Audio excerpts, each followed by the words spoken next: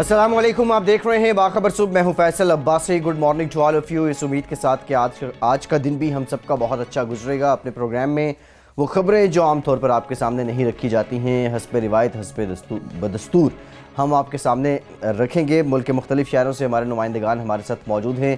लाहौर से काजी नदीम इकबाल साहब हैं, बहुत शुक्रिया काजी साहब आपके वक्त का, आपसे गुफ्तगू करेंगे। कराची से मोहम्मद सलमान हमारा साथ दे रहे हैं, सलमान आपका भी शुक्रिया। इस्लामाबाद स्टूडियोज़ में हमारे साथ मौजूद हैं मलिक सईद आवान साहब, इसके साथ साथ इकराम होती साहब और senior correspondent 92 news Sohail Iqbal Bhatti sahab भी हमारे साथ मौजूद हैं। तमाम नुमाइंदगान का बहुत शुक्रिया। सबसे पहले काजी साहब आपकी तरफ आते हैं। पंजाब हुकूमत ने आने वाले 5 सालों के लिए रोड मैप की तैयारी शुरू कर दी है, लेकिन जो पिछले 10 साल गुजरे हैं मुस्लिम लीग नून के दौरे हुकूमत के पंजाब में, उसको भी सुनने में आ रहा है कि हिसाब किताब का सिलसिला आप शुरू करने जा रहे हैं। मौजूदा हुकूमत जो है, ये बताइएगा, रोड मैप 4 महीने गुजर चुके हैं, अब तक तय क्यों नहीं हो सका? और जो पिछले 10 सालों के रिकॉर्ड हैं उनकी छानबीन कैसे की जाएगी? क्या उसके लिए अलहदा से कोई कमेटी बनाई गई है और वो कितने अरसे में अपना काम मुकम्मल करेगी? बासी साहब, मैं आपको यहाँ ये बताता चलूँ कि ये जो रोड मैप की तैयारी है इसके 3 हिस्से हैं। हाल ही में पीटीआई की हुकूमत ने रिटायर्ड सिविल ब्यूरोक्रेट्स, ऐसे जिनका पीटीआई के साथ खासा लगाव है और वो पीटीआई के नज़रियात के हामी हैं, उनकी एक टीम तश्कील दी है जिसको पीटीआई एक think tank, administrative think tank का नाम दे रही है। उनकी हदायत की, उनकी तजावीज़ की रोशनी में ये जो 5 साल रोड मैप है उसकी तैयारी का काम शुरू किया गया है।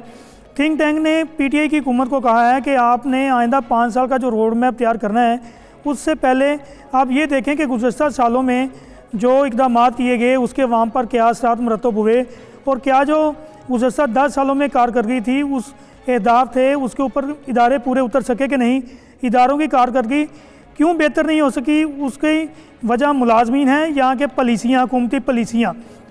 इस सिलसिले में ये कहा चीफ सेक्रेटरी पंजाब के ज़ेर सदारत का इजलास हुआ है जिसमें तमाम इंतज़ामी सेक्रेटरीज़ को हदायत की गई है कि वो अपने गुज़श्ता 10 साल महकमों की कारकर्दगी का एक रिपोर्ट तैयार करें। पहला हिस्सा उसका होगा 2008 से लेकर 2013 तक और दूसरा हिस्सा होगा 2013 से लेकर 2018 तक। तमाम महकमे इसमें बताएंगे कि हुकूमत पंजाब की तरफ से गुज़श्ता सालों के दरमियान उनको अहदाफ क्या दिए गए, उन्होंने उन अहदाफ को किस हद तक पूरा किया और जो लोग अहदाफ पूरा नहीं कर सके उसकी वजूहात क्या थी, उसके असबाब क्या थे।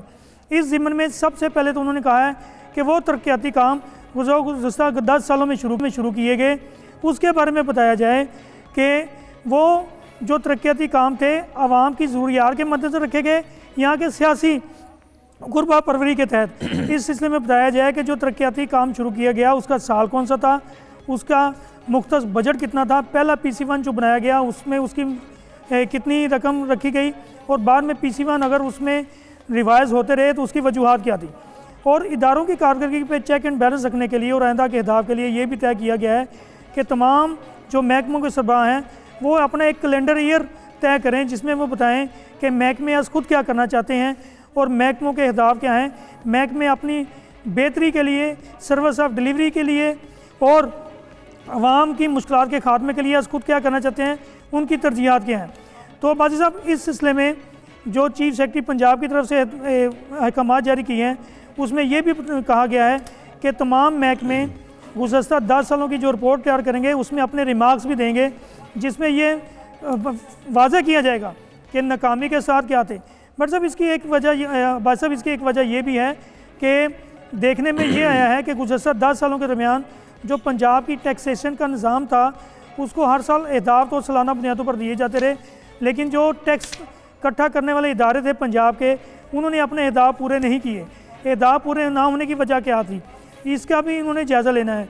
और इस रिपोर्ट में ये बात भी सामने आनी है कि माली साल 2019-20 के लिए जो तरक्याती और नान तरक्याती बजट बनाना है उसमें जो रोड मैप वज़ा किया जाएगा वो क्या होगा, अहदाफ क्या होंगे।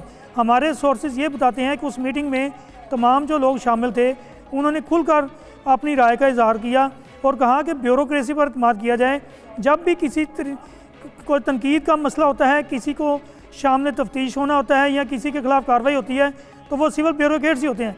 हालांकि जो सियासतदान हैं उनका काम है वो कानून साजी करें और कानून साजी पर अमल दरामद करने का काम है सिविल ब्यूरोक्रेसी का। और जब तक आप सिविल ब्यूरोक्रेट्स पर इत्मीनान नहीं करेंगे तो काम ऐसे बढ़ेगा। इस सिलसिले में फिर 5 दिन का टाइम दिया गया, 2 दिन गुजर चुके हैं। जुमेरात 10 जनवरी को आज सरनोए एक इजलास होगा जिसमें तमाम महकमे अपनी तजावीज़ और सिफारिशें लेके आएंगे और माजी में नाकामी के जो असबाब हैं उसके बारे में भी बताएंगे। हमारे सोर्सेज ने यह भी बताया कि चीफ सेक्रेटरी पंजाब ने सिविल ब्यूरोक्रेट्स को कहा है कि जो काम करना चाहता है, जो काम करेगा वो हर सूरत रहेगा, किसी किस्म की सियासी पोस्टिंग ट्रांसफ़र नहीं होगी। लिहाजा जो सिविल ब्यूरोक्रेट्स हैं, इंतज़ामी अफसर हैं, महकमों के सरबराह हैं, वो खुले ज़हन के साथ, खुले दिल के साथ और अपने विजन के साथ काम करें ताकि पंजाब में डिलीवर हो सके। इस सिलसिले में फिर सिविल ब्यूरोक्रेट्स की जानिब से बताया गया कि आप 1 साल पॉलिसी पर तकिया ना करें। 1 साल पॉलिसी जो है वो डंग टपाउट दाम है। अगर आपने करना है तो आप एक रोड मैप वज़ा करें जिसमें हमें भी पता हो कि हमने किस साल में कितने अहदाफ हासिल करने हैं। काजी नदीम को ऐसा बताइए कि माजी में तो जो कुछ हुआ उसका हिसाब किताब का सिलसिला तो जारी है मुख्तलिफ इदारों की जानिब से, ताहम दूसरी जानिब पाकिस्तान तहरीक इंसाफ की हुकूमत को खुद बहुत से चैलेंजेस का सामना है, खुसूसी तौर के ऊपर इस्लाहात से मुतल्लिक। रोड मैप पहले ही वो अपना वाजे कर चुके थे, अब क्या कोई नई चीज़, कोई नया प्लान इस रोड मैप में शामिल किया जाएगा? और खुसूसी तौर के ऊपर वज़ीर पंजाब ने कुछ हफ्ते कब पंजाब भर में सरकारी इदारों में तबादलों पर पाबंदी आयद की थी, वो पाबंदी भी अब खत्म कर दी गई है। तो क्या पंजाब हुकूमत कुछ बहुत एक्स्ट्राऑर्डिनरी को नया इकदाम करने जा रही है? नहीं बट साहब, मैं आपको यहाँ पे ये वाजे करते चलूँ कि हुकूमत पंजाब की जो तरजीहात थी वो पहले थी, इब्तदाई तौर पे थी 100 रोज़ा प्लान। लेकिन हुकूमत पंजाब का जो 100 रोज़ा प्लान के जो दावे किए गए थे उन दावों पर भी मुकम्मल अमल दरामद नहीं होगा। और बाज़ इदारे तो ऐसे हैं जिनकी कारकर्दगी ना होने के बराबर थी, जिस पर जो इंतज़ामी थिंक टैंक है उसने सोच विचार की और हुकूमत पंजाब को बावर कराया है कि आप अहदाफ दर अहदाफ ना दें, आप जो हदफ देते हैं उसको हसूल करने के लिए उनको वक्त भी दिया जाए और जल्दी में जो काम होता है वो ख़राब होता है। लिहाजा बेहतर है कि आप एक रोड मैप वज़ा कर दें और रोड मैप के ऊपर काम करते हुए हमसे डिलीवरी लें। सर्विस ऑफ डिलीवरी बेहतर होगी तो रोड मैप पर भी अमल दरामद होगा। और अगर ठीक काजी साहब, आपने बहुत डिटेल में बताया है। पंजाब हुकूमत ने एक मरतबा फिर से अज़्म किया है नया रोड मैप वज़ा करने के लिए।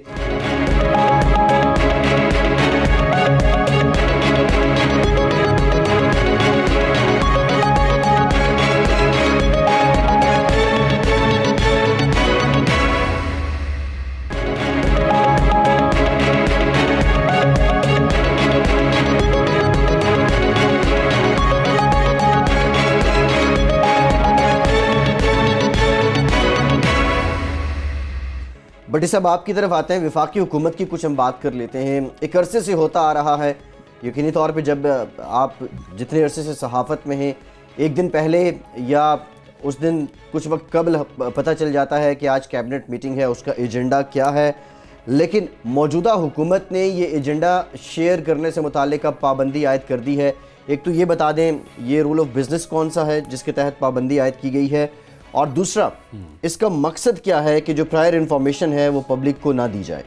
फैसल देखिए, पाकिस्तान तहरीक इंसाफ शफाफियत और मालूमात तक रसाई के ऊपर तहे दिल से यकीन रखती है। और माजी के अंदर हम बात करें तो जब गुज़श्ता अदवार के अंदर कुछ मालूमात छुपाई जाती थी, मुख्तलिफ हुकूमती फ़ैसलों से मुतल्लिक अहम मालूमात आवाम के साथ शेयर नहीं की जाती थी, तो इस बात को बहुत ज़्यादा तनकीद का निशाना बनाया जाता था पाकिस्तान तहरीक इंसाफ की जानिब से। और बेशुमार मालूमात हासिल करने के लिए एक्सेस टू इंफॉर्मेशन कानून का भी सहारा लिया गया। तहम अब हैरान कुन तौर के ऊपर पाकिस्तान तहरीक इंसाफ की हुकूमत ने, यानी वफाकी हुकूमत ने यह फैसला किया है कि अहम हुकूमती अमूर से मुतल्लिक हकाइक और दस्तावेज़ मीडिया और आवाम तक नहीं पहुँचने चाहिए।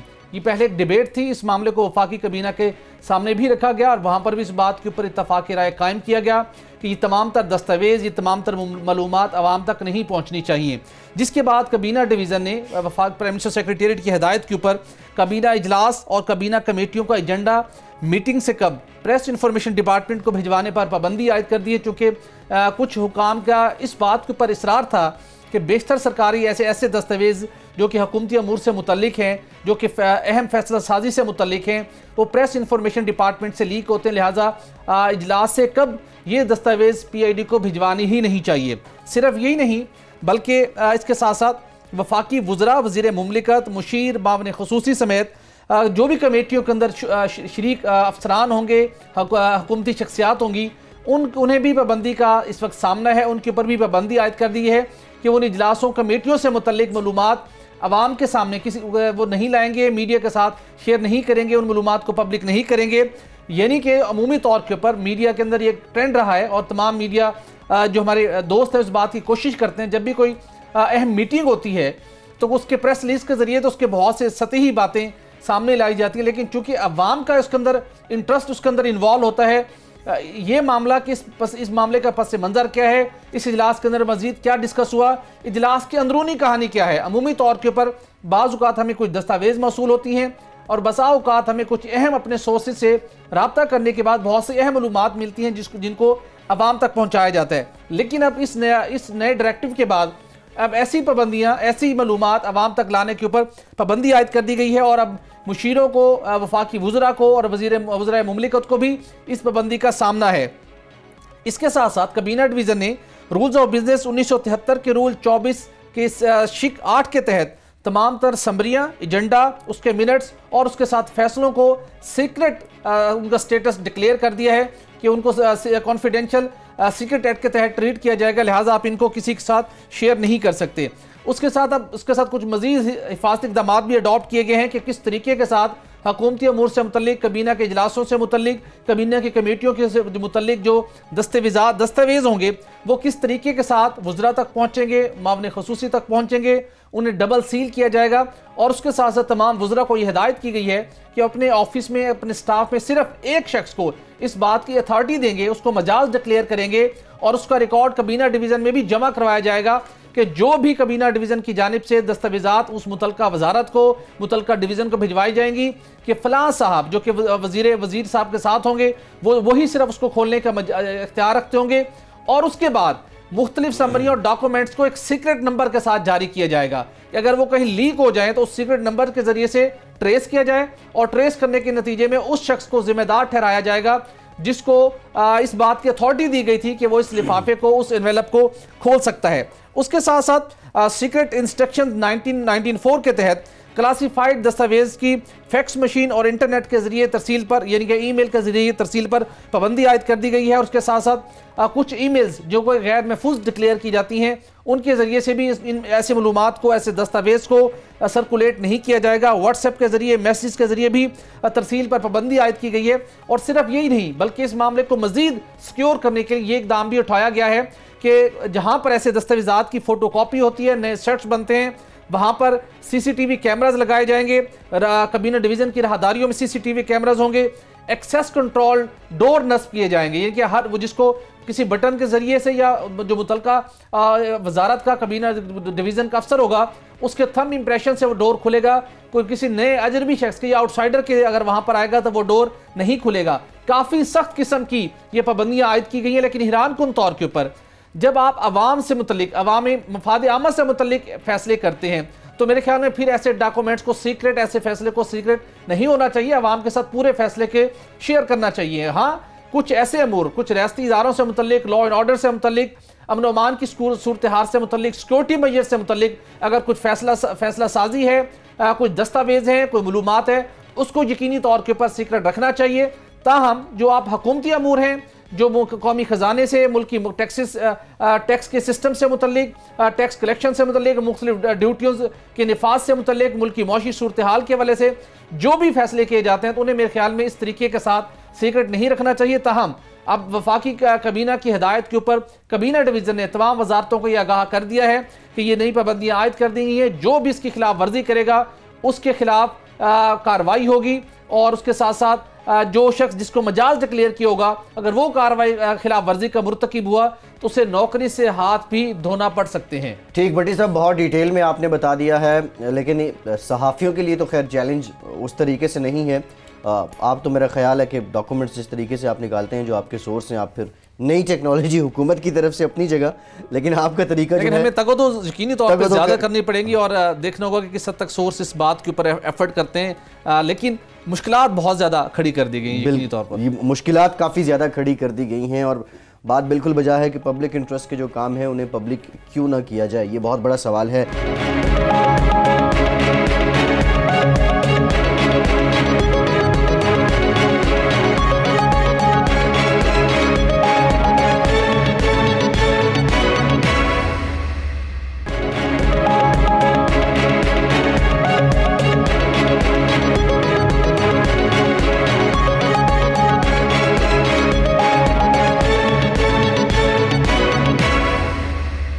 वजारत तिजारत की जानिब से एक मामला है कि कराची की पोर्ट पर एक कंटेनर पहुंचा था जिसको क्लियर करने से इनकार कर दिया गया था, चूंकि उसके अंदर कुछ कानूनी तकाजे पूरे करने लाजिम थे। और एक ऐसा कंटेनर था जिसको ममनुआ डिक्लेयर किया गया, चूंकि उसके अंदर कुछ ऐसे पार्ट्स थे जो को अफगानिस्तान ले जाए जाने थे। और अफगान ट्रांजिट ट्रेड के एग्रीमेंट के मुताबिक ऐसी अशिया ज़मीनी रास्ते से पाकिस्तान के जरिए से आप अफगानिस्तान नहीं पहुंचा सकते। हैरान कुन तौर के ऊपर हमें कुछ सरकारी दस्तावेज मौसूल हुई जो कि हम अपने सोर्स की रिक्वायरमेंट के मुताबिक स्क्रीन पर हम उसको अपने नाज़रीन के साथ शेयर नहीं कर रहे, नहीं दिखा रहे, लेकिन वो ये तमाम सरकारी दस्तावेज हमारे पास मौजूद हैं जिसमें बताया गया कि ये कंटेनर जिसका बिल ऑफ लैंडिंग नंबर 9653796678 है, ये वहाँ पर पहुँचा। तो इसमें कहा गया जी नॉन कमर्शियल पार्ट्स हैं।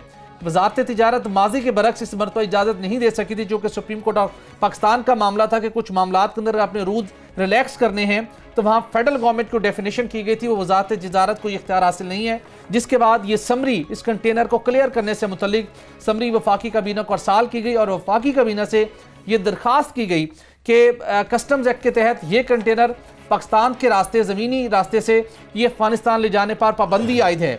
तो लिहाजा वफाकी काबीना खसूसी तौर के ऊपर इस कंटेनर को कस्टम्स एक्ट के तहत और दीगर कवानीन से एग्जेम्प्ट करते हुए बगैर को ड्यूटी टैक्स अदा किए बगैर इसको खोले बगैर इसको पाकिस्तान के रास्ते अफगानिस्तान ले जाने की इजाज़त दी जाए।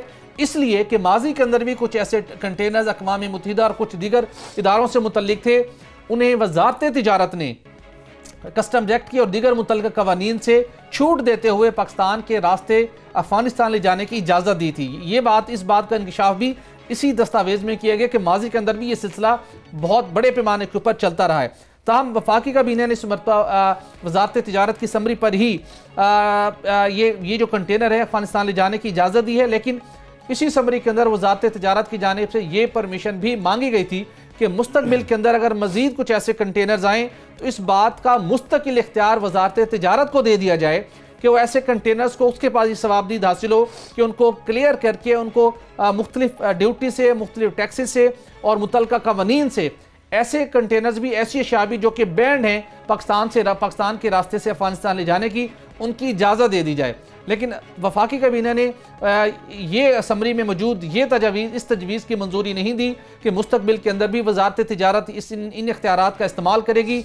ताहम ये मखसूस कंटेनर जिसका बिल ऑफ लैंडिंग नंबर हम अपने नाजरीन के साथ हमने शेयर किया है, इसकी इजाज़त दी गई है वफाकी हुकूमत की जानिब से और वजारत तिजारत ने वफाकी काबीना की इस मंजूरी की रोशनी में ये कंटेनर पाकिस्तान से ले जाने के लिए और तमाम कवानीन से उसको एग्जम्पशन देने के लिए, पाबंदियों से एग्जम्पशन देते हुए पाकिस्तान के रास्ते अफगानिस्तान ले जाने की इजाज़त दे दी है। मुस्तकबिल के अंदर अगर दोबारा इस किस्म के कोई कंटेनर्स पहुंचे तो उसके लिए वफाकी काबीना से दोबारा रजू करना पड़ेगा। वजारत तिजारत बजाते खुद इस किस्म की मुस्तकबिल के अंदर इजाज़त देने की मजाज नहीं होगी। ठीक भट्टी साहब, मलिक सईद अवान साहब हमारे साथ मौजूद है इस्लामाबाद स्टूडियोज़ में। मलिक साहब, आपकी खबर है कि मौजूदा हुकूमत के लिए कर्ज़ों की अदायगी, डेट सर्विसिंग बहुत बड़ा इस वक्त मसला बन गया है और कुछ आदाद शुमार ऐसे ही हैं जो आप बता रहे हैं कि 9 अरब 5 करोड़ के कर्ज सिर्फ मौजूदा माली साल में मौजूदा हुकूमत ने देने हैं। पिछली हुकूमत ने जो कर्ज लिए और उनकी तरतीब क्या है, 2018-19 में इस हुकूमत को कितने देने पड़ेंगे, अगले 5 सालों तक कितने कर्ज देने पड़ेंगे? अबार साहब, हमारे पास जो वजारत ख़जाना का डॉक्यूमेंट आया उसके तहत ये है कि हुकूमत ने ये मौजूदा हुकूमत ने 5 सालों के दौरान 37 अरब 63 करोड़ डॉलर की अदायगी करनी है। अब होता ये अमूमन कि जब आप कर्ज़े लेते हैं तो कर्ज़े लेने के साथ वक्त के साथ साथ जो है आप शुरू में पहले थोड़े पैसे देते हैं फिर ज़्यादा देते हैं, लेकिन यहाँ पे जो कर्ज़ा लिया गया उसका शेड्यूल जो जारी किया गया वो बिल्कुल ही उलट रखा गया। यहाँ पे आपने अब 2018-19 में 9 अरब डॉलर का कर्ज़ा अब वापस करना है, जिसमें 7 अरब एक्चुअल कर्ज़ा है और तकरीबन 1 अरब 78 करोड़ रुपये का सूद है। इसी तरह 2019 से 19-20 के दौरान आपने 8 अरब रुपये वापस करने हैं। ये जैसे जैसे टाइम गुजरेगा आपने कर्जे का जो हजम है वो कम होता जाएगा वापसी का। जैसे अब 8 अरब में 6 अरब एक्चुअल रकम है और 1 अरब जो है वो 1 अरब से ज़ायद वो है सूद। इसी तरह 2020-21 में 7 अरब डॉलर वापस करने हैं, 21-22 में आपने 6 अरब 45 करोड़ डॉलर वापस करने हैं, 2022-23 में आपने जाके 6 अरब 49 करोड़ डॉलर बैरूनी कर्जा वापस करना है। ये टोटल तकरीबन 37 अरब 63 करोड़ डॉलर बनते हैं, जिसमें 31 अरब डॉलर एक्चुअल कर्जा है और 6 अरब 60 करोड़ जो है वो इंटरेस्ट की मद में आपने अदा करना है। ये आप देख लें कि मुस्लिम लीग नून की हुकूमत को आई थिंक पहले ही अंदाज़ा हो गया था कि आइंदा हमारी हुकूमत नहीं आनी। उन्होंने नहीं आने वाली हुकूमत के लिए मुश्किलात पैदा करने के लिए कर्जे का इस तरह रखा। अभी आप देखते हैं कि हुकूमत के पास एक तरफ तो कर्जा वापस करने के लिए पैसे कोई नहीं है। अब हुकूमत या तो कर्जा वापस करे या फिर अपने इदारों में इस्लाहत करे, उसके लिए मुश्किलात इतनी ज़्यादा बढ़ गई हैं, उसके लिए इतना बड़ा पहले कर्जा इकट्ठा करना बहुत मुश्किल है। हम अब हर मुल्क से पैसे मांग रहे हैं ताकि हम ये कर्जे की जो कर्जा और सूद है ये इसकी वापसी के लिए पैसे दे सकें। अब 2019 में तकरीबन माली साल 2018-19 के खात्मे में 6 माह रह गए। 6 माह में आपने 9 अरब डॉलर वापस करने हैं, जो कि एक बहुत ज़्यादा मुश्किल टास्क है। आपने अदारों में इस्लाहत भी करनी है जिसके लिए आपको पैसे चाहिए, इसके अलावा बहुत सारे काम कर दें। हमारे अब जो सबसे बड़ी कलेक्शन जो है वो टैक्स के ज़रिए होती है और FBI टैक्स कलेक्शन करता है, लेकिन हमारा सबसे बड़ा प्रॉब्लम ये है कि FBI के अंदर जो टैक्स चोरी है उस पर कभी तवज्जो ही नहीं दी गई, जिसकी वजह से हमें टैक्स कलेक्शन में इजाफा हो। इसलिए हम जो भी स्कीमें लाते हैं FBI के हवाले से, टैक्स कलेक्शन के हवाले से, वो सारी नाकाम हो जाती हैं। और यही वजह है कि हमारे मुल्क में जो है टैक्स के हवाले से इस्लाहत नहीं हो पा रही, अदारों में जो है वो तंजीम नौ नहीं हो जा रही, क्योंकि यहाँ पे मुल्की मफाद की बजाय ज़ाती मफाद को ज़्यादा अहमियत दी जाती है। अच्छा मलिक सईद साहब, ये बताइएगा कि सर पाकिस्तान तहरीक इंसाफ की हुकूमत को एक बड़ा चैलेंज दरपेश है कर्ज़ों की वापसी से मुतल्लिक और उसके ऊपर आयद मार्कअप की अदायगी के लिए। मुख्तलिफ दोस्त ममालिक की जानिब से भी इस हवाले से सपोर्ट मिल रही है, तहम कहा यह जा रहा है कि जब तक IMF से हमें प्रोग्राम हासिल नहीं करते तो रवा माली साल की जो हमारी ये जिम्मेदारी है कर्ज़ों की वापसी से मुतल्लिक वो पूरी करना काफ़ी मुश्किल दिखाई देते हैं। क्या इतलात हैं कि IMF के साथ जो IMF का पैकेज हासिल करने के लिए कोई कब तक पेशरफ्त हो सकती है, क्योंकि कुछ तखीर का शिकार हुए हैं ये मुज़ाकरात? मुज़ाकरात तो बड़ी तब ताख़ीर का शिकार तो हुए हैं, क्योंकि पहला जो दौर चल रहा था उसमें हमने उनकी कुछ शराइत मानने से इनकार कर दिया, कुछ को हम तस्लीम किया। रुपए की कदर के हवाले से उन्होंने डॉलर को कंट्रोल करने की हमारी जो हमने जस्टिफिकेशन दी उसको उन्होंने तस्लीम किया। उन्होंने कहा कि रुपए की कदर को कमज़ोर होना चाहिए, को जो है कंट्रोल होना चाहिए। इसी तरह बाकी जो बिजली गैस की कुछ कीमतों के हवाले से हमने उनकी शराइत को तस्लीम किया है। कुछ भी अभी डेडलॉक जारी है और डेडलॉक के खात्मे तक जो है वो फैसला होगा, डेडलॉक ख़त्म होगा तो फिर ये कि हम या तो हमें थोड़ा सा पीछे हटना पड़ेगा, क्योंकि IMF ने हमें कर्जा देना है और वो कर्जा हमारे लिए बहुत ज़्यादा है। मैं अभी हम दोस्त ममालिक से जितने भी पैसे ले रहे हैं, लेकिन 9 अरब डॉलर जो है वो इकट्ठा करना बहुत एक मुश्किल काम है, क्योंकि 3 अरब अगर हमें सऊदीया दे देता है, 2 अरब UAE से मिल जाता है, 2 अरब मलेशिया से मिल जाता है, उससे हमने ना सिर्फ अब ये तकरीबन आपके सामने 7 अरब डॉलर बन जाता है और 2 अरब डॉलर की हमें मज़ीद ज़रूरत पड़ेगी। लेकिन बड़ी साहब जितने भी हमारे माशी माहरीन हैं उनका ये कहना है कि हमें IMF के कर्जा लेना चाहिए, क्योंकि उससे हमारे जो इस्लाहती अमल है उस पर एक ऐसा चेक आ जाएगा जिसकी वजह से हम अदारों में बेहतर अंदाज में न सिर्फ इस्लाहत अच्छी कर सकेंगे, बल्कि इसके साथ साथ हमारे जो इंटरनेशनल रेटिंग है वो भी सामने आती जाएगी।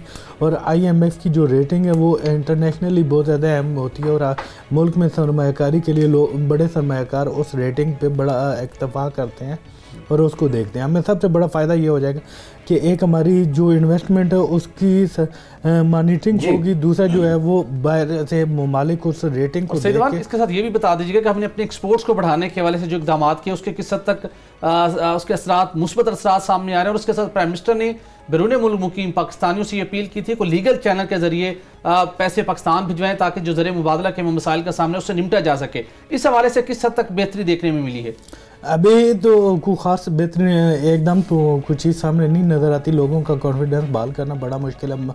सबका दौर में यही होता रहा है कि अब आहिस्ता आहिस्ता हमारा लीगल सिस्टम इतना मजबूत हो गया कि लोग जो है वो लीगल चैनल से यहाँ पे पैसे भेजते हैं, लेकिन उसमें अब जो नए मुख्तलिफ सामने फ्रॉड्स सामने आ रहे हैं उसकी वजह से अब बड़ा एक प्रॉब्लम यही आ रहा है कि अब बैंकिंग सिस्टम जो है वो बहुत ज़्यादा सख्त आ गया है, जिसकी वजह से लोगों अभी भी मुश्किलात का सामना करना पड़ता है। अब आपको कुछ 6 किस्म के कोड बताने पड़ते हैं जिसके बाद आप जाके बैंक में ट्रांजैक्शन कर सकते हैं। इस निज़ाम को थोड़ा सहल कर दें ताकि लोगों को वहाँ से पैसे भिजवाने में आसानी और लोगों को इस चीज़ का पता भी हो जिन्होंने मंगवाने हैं कि ये यहाँ पे हमें ये चीज़ें देनी पड़ेगी, जिसकी वजह से हमें मुश्किलात नहीं होंगी। ये ठीक मलिक साहब, एक ब्रेक का कहा जा रहा है, ब्रेक के बाद वापस आते हैं तो दीगर मामलात पे बात करते हैं। हमारे साथ रहिए।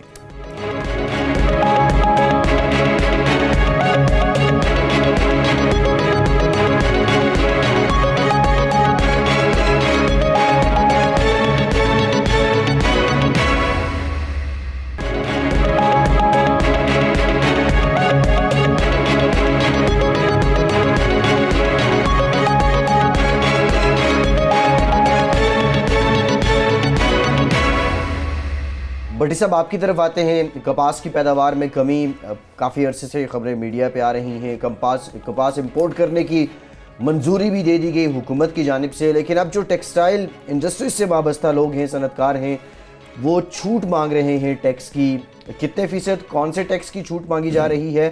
और दूसरा बताइएगा कि इस टैक्स की छूट में आड़े कौन आ रहा है? फैसल, देखिए मामला ये है कि कपास की पैदावार में मुसलसल कमी के बाइस अब हमें कपास के दरामद भी करना पड़ेगी। हमें इसके ऊपर ख़तीर ज़र मुबादला खर्च करना होगा मुस्तकबिल के अंदर, और रवां साल के अंदर इस बात का एक तखमीना लगाया जा रहा है कि $1 से $1.5 अरब इस पर खर्च करना पड़ सकता है।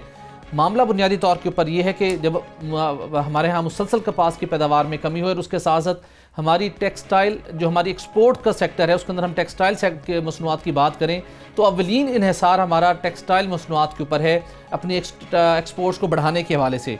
यही वजह है कि हुकूमत ने टेक्सटाइल सेक्टर को 5-0 रेटेड सेक्टर में भी शामिल कर रखे, जहाँ पर उन्हें बहुत सी मराहत दी जाती हैं ताकि टेक्सटाइल सेक्टर से उसकी जो प्रोडक्शन कैपेसिटी है वो बढ़े, उसकी मसनूआत वो ज़्यादा तैयार करे और हम ज़्यादा से ज़्यादा मैक्सिमम ज़र मुबादला पाकिस्तान लाने में कामयाब हो सकें। लेकिन अब इस वक्त टेक्सटाइल सेक्टर को सबसे बड़े चैलेंजेस का जो सामना है, गैस सप्लाई तो इंश्योर कर ली गई, सब्सिडाइज रेट के ऊपर गैस की फ्राहमी को भी मुमकिन बना दिया गया, गैस दरामद करके भी टेक्सटाइल सेक्टर को फ्राहम कर दी गई। लेकिन अब जो रॉ मटीरियल है जिसके ज़रिए से हमने अपनी मसनूआत तैयार करनी है उसकी हमें किल्लत का सामना है, चूँकि 2 से तकरीबन 2.5 से 3 लाख जो हमारी कॉटन की बेल्स हैं वो कम पैदा हुई। और उसके हम देखें तो हमारे यहाँ सिंध और साउथ पंजाब के अंदर कपास की पैदावार का जो रकबा है वो मुसलसल कम हो रहा है।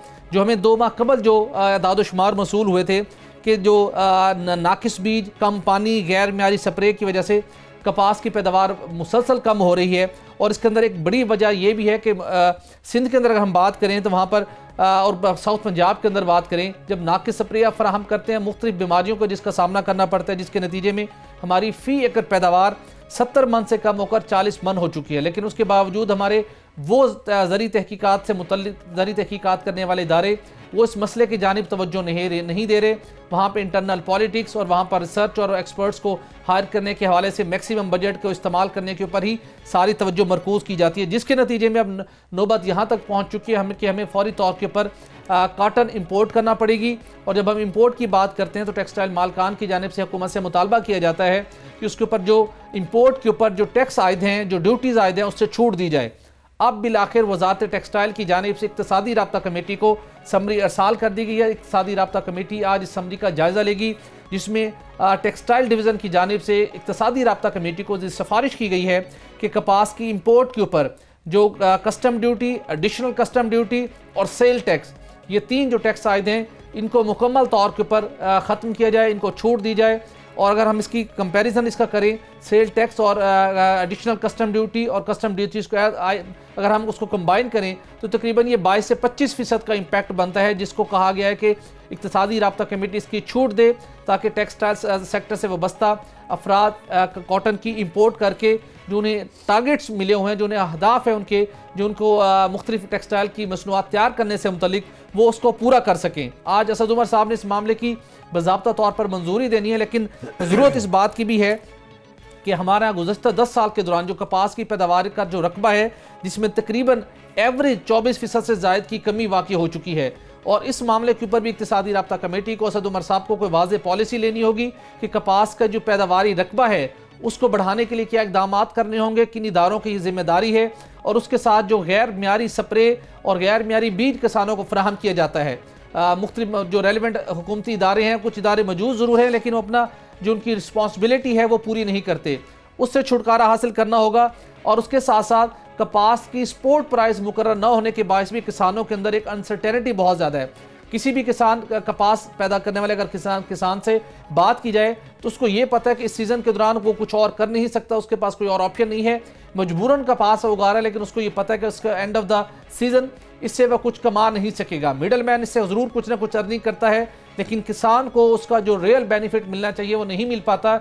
यही वजह है कि इससे डिस्करेज होकर वो गन्ने की काश्त की जानिब रागिब होता है, ये कुछ और करने की कोशिश करता है, जिसकी वजह से कपास की काश्तकार का पैदावार का रकबा भी कम हो रहा है। और उसके साथ जहाँ पर कपास उगाई जा रही है उसकी फ़ी एकड़ जो उसकी पैदावार है वो भी 70 मन से कम होकर 40 मन हो चुकी है। तो इस मामले को एड्रेस करने की भी हुकूमत को असल ज़रूरत है, बजाय इसके कि आप टैक्स की छूट देने तो जा रहे हैं, लेकिन अगर आपने इस मामले को हल न किया तो टैक्स की छूट मिलने के बावजूद आपका खतीर ज़र मुबादला आइंदा आने वाले सालों के अंदर कपास की इंपोर्ट पर खर्च होता रहेगा। अगरचे कि पाकिस्तान तहरीक इंसाफ की हुकूमत ने 2025 तक काटन की पैदावार में 25 मिलियन सालाना तक का इजाफा करने का फैसला किया है, जिसके तहत जो मौजूदा पैदावारी रकबा है कपास का 2.4 लाख एकड़ से उसको बढ़ाकर 3.5 से 3.5 लाख एकड़ तक उसको ले जाया जाएगा। लेकिन इसके लिए मुनज़्ज़म मनसूबाबंदी की जरूरत है, उसके ऊपर सख्ती से उन तमाम तरह इनिशिएटिव पर अमल दरामद करने की जरूरत है, ताकि आने वाले सालों के अंदर एटलीस्ट हमें कपास की इंपोर्ट ना करना पड़े। ठीक भट्टी साहब, बहुत डिटेल में आपने बता दिया कि कपास की इंपोर्ट और फिर उस पर जो टैक्स लागू है उसकी छूट के लिए सिफारिश की गई है टेक्सटाइल डिवीजन की जानिब से। का भी बहुत शुक्रिया। फैसल अब्बासी को इजाज़त दीजिए।